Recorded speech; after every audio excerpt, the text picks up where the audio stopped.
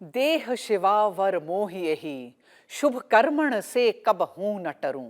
न डरूं अरसों जब जाए लड़ूं, निश्चय कर अपनी जीत करूं।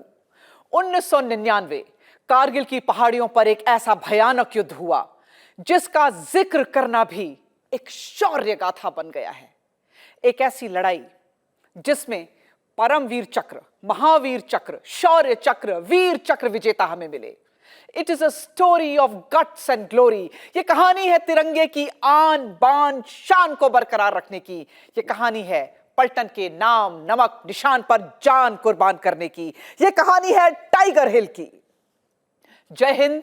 मैं कैप्टन याशिका हटवाल त्यागी हूं, कारगिल वॉर वेटरन और मिलिट्री इंस्पायर्ड लीडरशिप कोच। आइए आज की शौर्य टेल्स शुरू करते हैं। आप और मैं साथ चलते हैं भारतीय सेना के बहादुर सैनिकों के साथ युद्ध की ललकार लगाते हुए और टाइगर हिल को फतह करने। वही टाइगर हिल जिसका एक एक इंच हमारे सैनिकों के खून से भीगा हुआ है। टाइगर हिल एक बहुत शानदार फीचर है। नेशनल हाईवे 1 अल्फा पर बहुत ऊंची पहाड़ी, तकरीबन 17,000 फीट ऊंची। एलओसी से सिर्फ 10 किलोमीटर दूर यह पहाड़ी पाकिस्तान की नॉर्दर्न लाइट इन्फेंट्री के कब्जे में थी।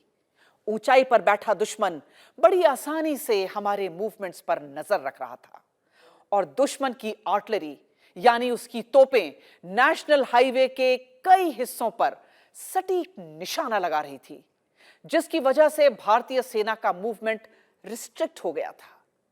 दुश्मन चाहता था कि नेशनल हाईवे जो लद्दाख को देश से जोड़ता है उसे चोक कर दे और लेह लद्दाख को बाकी हिंदुस्तान से अलग थलग कर दे।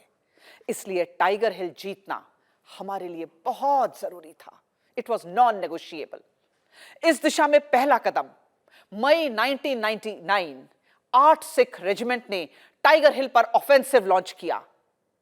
हाई एल्टीट्यूड में सही एक्लेमेटाइजेशन न होने की वजह से और जंग के शुरुआती दिनों में दुश्मन की पूरी जानकारी न होने की वजह से कई सैनिकों की कैजुअल्टी हुई और यह हमला असफल हुआ। पर भारतीय सेना हिम्मत नहीं हारती, हमेशा अपनी गलतियों से सीख लेकर आगे बढ़ती है। स्ट्रैटेजी रीवर्क की गई। तोलोलिंग और बटालिक की विजय से सीखे हुए सबक हमने याद रखे और पूरी तैयारी के साथ अब हमले का दिन मुकर्रर हुआ 3 और 4 जुलाई 1999। 2 जुलाई से ही इंडियन एयरफोर्स के fighter jets Mirage 2000 laser guided precision bomb से लैस गड़गड़ाते हुए थिएटर ऑफ वॉर में एंटर करते हैं। कई 100 किलोमीटर की रफ्तार से उड़ने वाले ये फाइटर जेट्स का निशाना इतना अचूक था कि रुमाल जितने टारगेट को हजारों फीट ऊपर से पिन पॉइंट टारगेट कर ध्वस्त किया जा सकता था।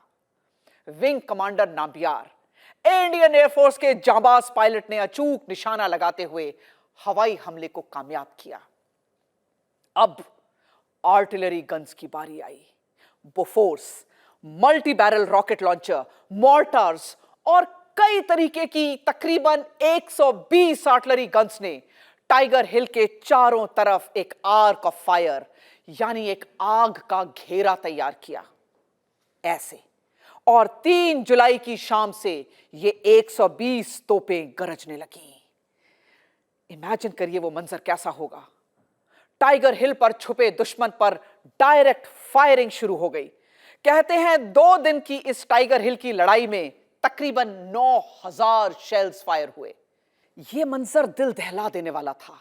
आसमान गूंज रहा था, जमीन थरथरा रही थी। जहां देखो वहीं आग के शोले जैसे ये तोप के गोले भयानक आवाज के साथ गरज रहे थे। हवा में बारूद की स्मेल और धुआं। टाइगर हिल काली पड़ चुकी थी।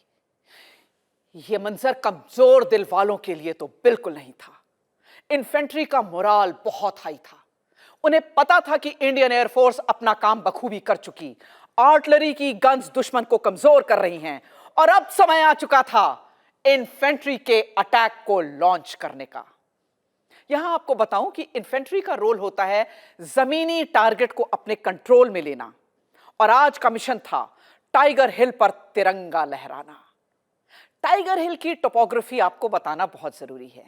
यह पहाड़ी बहुत ऊंची और नुकीली, एकदम कोनिकल, साथ में लगे हुए दो फीचर्स जिनके शेप्स को देखते हुए इंडियन आर्मी ने उन्हें नाम दिया इंडिया गेट और हेलमेट।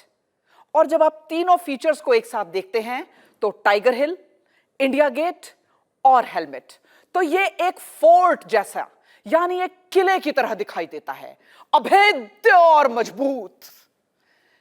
इस फीचर पर पाकिस्तान की नॉर्दर्न लाइट इन्फेंट्री सबसे मजबूती से पैर गड़ाकर तैनात थी। उनके पास फोर्टिफाइड बंकर्स, ऑटोमेटिक गन्स और पाकिस्तानी आर्टिलरी गन्स का सपोर्ट था। अच्छा, एक फैक्ट आपको बताना जरूरी है कि जब ऐसे मिशन के लिए फौज निकलती है तो हर सिपाही, हर ऑफिसर अपने घर एक अंतिम खत लिखता है और अंतिम विदाई लेता है। अगर जिंदा वापस आ गए तो यह लेटर फाड़ दिया जाता है, लेकिन अगर वीर गति को प्राप्त हुए तो घर वालों को वो आखिरी चिट्ठी सौंप दी जाती है। तो अब केसरिया बाना बंध चुका, घर को अंतिम खत लिखे जा चुके, अपने अपने इष्ट को याद करते हुए सिपाही आज भारत माता की इज्जत और पलटन की शान के लिए जान देने के लिए तैयार थे और जान लेने के लिए तैयार थे। यूनिट्स थी 18 ग्रेनेडियर्स और 8 सिख। हर सिपाही आत्मविश्वास और जोश से भरा हुआ था। बोफोर्स की तोपें लगातार दुश्मन पर गोले बरसाती जा रही थी और इस गर्जना के बीच इन्फेंट्री रेजिमेंट्स ठीक शाम 7 बजे अपना ऑफेंसिव लॉन्च करती हैं। स्ट्रैटेजी के मुताबिक 8 सिख की रिस्पॉन्सिबिलिटी थी एक फ्रंटल अटैक लॉन्च करने की और दुश्मन को अपनी जगह से हिलने भी नहीं देने की। 18 ग्रेनेडियर्स को टास्क था कि सरप्राइज मेंटेन रखते हुए सबसे खतरनाक दिशा से टाइगर हिल पर एक क्लेफ असॉल्ट को अंजाम देना, यानी 1000 फीट तकरीबन खड़ी चट्टान पर माउंटेनियरिंग इक्विपमेंट्स की सहायता से ऊपर चढ़कर दुश्मन की लोकेशन पर अटैक करना। दुश्मन ने टाइगर हिल की 3 तरफ से अपने डिफेंसेस को मजबूत कर रखा था। उसे यकीन था कि यह चौथी तरफ तो एक नेचुरल डिफेंस है। तकरीबन 1000 फीट की खड़ी सपाट चिकनी चट्टान, यहां से तो कोई भी ऊपर नहीं आ सकता। और उनका पूरा ध्यान फ्रंटल अटैक और अपने फ्लैंक अटैक्स पर था। यह आम आदमी की सोच से भी परे है कि कैसे -29, जी हां, -29 डिग्री सेल्सियस की ठंड में बारिश और कोहरे के बीच साए साए करती हवा में बेहद कम ऑक्सीजन के बावजूद भारत माता के सपूत एक रस्से की सहायता से खड़ी चट्टान पर बढ़ते जा रहे थे। एक गलत पैर और नीचे खाई, ऊपर बढ़े तो दुश्मन से लड़ाई। यह एक डेयर डेविल मिशन था। 8 सिख ने जो बोले सो निहाल, सत श्री अकाल के अपने युद्ध घोष के साथ फ्रंटल अटैक लॉन्च किया। ऊपर से दुश्मन की गोलियां बरसती रहीं और जमीन पर बिछी हुई अनगिनत माइंस थीं, जिस पर पैर पड़ते ही धमाके हो जा रहे थे। आज तो आर या पार की लड़ाई थी। पाकिस्तानियों ने शेल एम्यूनिशन यूज किया, यानी एक ऐसा गोला जो हवा में फट जाता है और उसके अंदर से बहुत सारे चाकू जैसे स्प्लिंटर्स हवा में उड़कर, शार्पनेल्स हवा में उड़कर तबाही मचा देते हैं। किसी का हाथ, किसी का पैर, किसी की गर्दन कट रही थी। यह देश 8 सिख के उन बहादुर सिपाहियों के शौर्य और हिम्मत के सामने नतमस्तक है। उन्होंने हेलमेट और इंडिया गेट एरिया से दुश्मन की रीइंफोर्समेंट लाइंस को काट दिया और अब दुश्मन के पास ना तो सपोर्ट में फायर था और ना ही कोई मदद। सही समय पर 1000 फीट की यह चिकनी चढ़ाई चढ़कर 18 ग्रेनेडियर्स की टुकड़ी भी ऊपर पहुंच गई।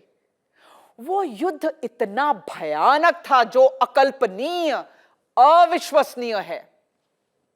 ग्रेनेडियर योगेंद्र यादव ने दुश्मन से लोहा लेते हुए अपने शरीर पर 12 गोलियां झेली, लेकिन दुश्मन को जीतने नहीं दिया।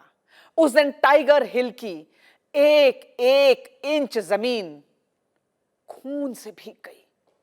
18 ग्रेनेडियर्स के बहादुर लेफ्टिनेंट बलवान सिंह पंघाल और कैप्टन सचिन निंबालकर अपने सैनिकों के साथ एक भीषण लड़ाई को अंजाम देते हैं और टाइगर हिल पर तिरंगा लहराते हैं। टाइगर हिल पर जीत ऑपरेशन विजय की एक निर्णायक जीत थी, जिसके बाद दुश्मन के पैर उखड़ गए और ताश के पत्तों की तरह एक एक करके उनकी सब पोस्ट हमारे कब्जे में आती गई। टाइगर हिल ऑपरेशन विजय की जीत का सिंबल बन गया। अपने अदम्य साहस और शौर्य के लिए ग्रेनेडियर योगेंद्र यादव को परमवीर चक्र, लेफ्टिनेंट बलवान सिंह पंघाल को महावीर चक्र, कैप्टन सचिन निंबालकर को वीर चक्र, 8 सिख रेजिमेंट को कई gallantry awards, battle honours Tiger Hill और थिएटर ऑनर कारगिल से सम्मानित किया गया। यह देश इनका सदा ऋणी रहेगा। शौर्य टेल्स में ऐसी ही और कहानियों के साथ हम फिर मिलेंगे। जय हिंद की सेना।